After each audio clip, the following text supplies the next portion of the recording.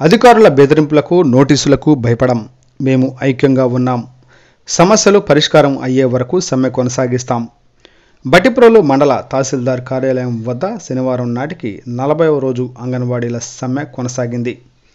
చేతులు పట్టుకుని మేము ఐక్యతతో ఉన్నాం. అధికారులు ఉద్యోగాల నుండి తొలగిస్తామని బెదిరింపులకు పాల్పడినా, నోటీసులు ఇచ్చినా సమస్యలు పరిష్కారం అయ్యే వరకు సమ్మెను కొనసాగిస్తామని తెలిపారు.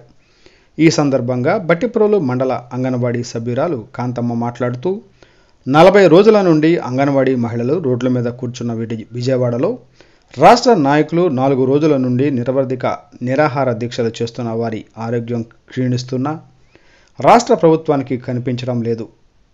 అక్క చెల్లెమ్మలు అని పిలిచి మా చేత ఓట్లు వేయించుకుని నేడు ఆ అక్క చెల్లెమ్మలు సమస్యలు పరిష్కరించాలనే దిశగా రాష్ట్ర ముఖ్యమంత్రి జగన్మోహన్ రెడ్డి ముందుకు రావడం లేదని, ఇదే వైఖరి కొనసాగితే మా రాష్ట్ర నాయకులకు ఏదైనా జరిగితే జగన్మోహన్ రెడ్డి ఇంటి దగ్గరకు వచ్చి ధర్నా చేస్తామని హెచ్చరించారు. ఈ కార్యక్రమంలో అంగన్వాడీ యూనియన్ బట్టిప్రోలు మండల నాయకులు రమాదేవి, సూర్యలక్ష్మి, గృహలక్ష్మి, వర్కర్లు, హెల్పర్లు, చెల్లెమ్మ రత్నకుమారి, రూపారాణి, యోహాను, కుమారి, వాణి, మమత, పుష్ప, రంజిత, దివ్య, సీత తదితరులు పాల్గొన్నారు.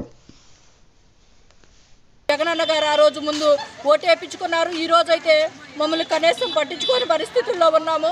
అంగన్వాడీ టీచర్లు అంతా కూడా రోడ్లు పాలైపోయి కుటుంబాలలో ఎంతో బలహీనతలో ఉన్నప్పటికీ కూడా చేస్తూ మరి వాళ్ళు ఎంత నాయకులు, మరి మా నాయకులు ఆరోగ్యం క్షీణిస్తూ ఉంది. దయచేసి జగనన్న గారు ఇప్పటికైనా సరే కళ్ళు తెరవకపోతే జగనన్న గారు ఇంటి ముట్టడి వేయాల్సి వస్తుంది. మరి ఇప్పటికైనా గ్రహించుకొని ప్రభుత్వం అంతా కూడా మేమంతా కలిసికట్టుగానే ఉన్నాం.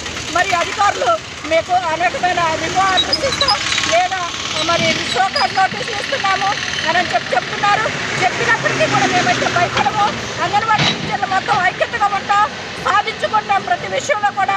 మరి గతంలో కూడా చాలా మా నాయకుల విషయంలో మేము అంతా కూడా సాధించుకున్నాం, ఇప్పుడు కూడా సాధించుకుంటాం కూడా అని మరి హెచ్చరిక చేస్తూ ఉన్నాం.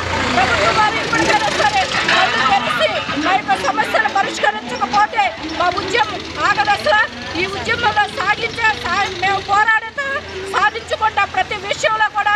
మా నాయకుల ఆరోగ్యం క్షీణిస్తే హెచ్చరిస్తున్న ఒక్క విషయం, జగన్ గారికి మాత్రం మేము దయచేసి జగన్ గారి ఇల్లు ముట్టడి వేయాల్సి వస్తుంది. మా నాయకుల ఆరోగ్యం క్షీణించిపోతూ ఉంది. మీరు ఇప్పటికైనా కళ్ళు తెరిచి మా యొక్క జీతాల విషయాల్లో మీరు మాట్లాడగలిగితే మేమంతా మాకు ఇవ్వాల్సిన మొత్తం కూడా మరి రిటైర్మెంట్ బెనిఫిట్స్ కానీ మరి ఇవ్వాల్సిన జీతాలు కానీ పెంచితేనే మేము ఈ ఉద్యమాన్ని ఆపుతాం, లేదా సాగిస్తానే ఉంటాం, కొనసాగుతాం. అందరం ఐక్యతగా పోరాడతాం, సాధించుకుంటాం. జగనన్న గారు